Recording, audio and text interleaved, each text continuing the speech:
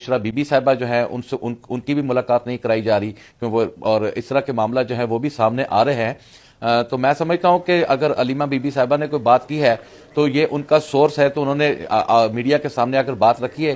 फिर आप लोगों ने कल ये बात जरूर पूछनी है कि ये किसने अप्रोच किया, कैसे अप्रोच किया, किसने खान साहब को आकर कहा। तो वो फिर इस सवाल का जवाब तो अलीमा बीबी और इमरान खान साहब भी दे सकते हैं, उसका जवाब मैं तो नहीं दे सकता। अच्छा। मेरे इल्म में नहीं है कि कौन आया और किसने आकर प्रेशर किया, लेकिन अलीमा बीबी साहिबा के मुताबिक जो है वो खान साहब पे दबाव जो है वो बजाय इस तरह भी नजर में आ रहा है कि मुलाकातों का सिलसिला भी बंद है और जो उनको फैसिलिटीज दी जा रही थी उनसे भी जो है अपना हुकूमत ने हाथ खींचा है। और मोहतरमा मरियम नवाज साहबा जो है वो भी आज अपनी तकरीर में वो बड़ा दावा कर रही हैं कि जी जो आवाजें आ रही हैं वो वहां से आ रही हैं। तो इसका मतलब है कि इमरान खान साहब पे कोई दबाव डाला जा रहा है, उन्हें प्रेशराइज किया जा रहा है। और हम इस उम्मीद के साथ कि माजी की तरह हमेशा की तरह इमरान खान साहब जिस तरह डट कर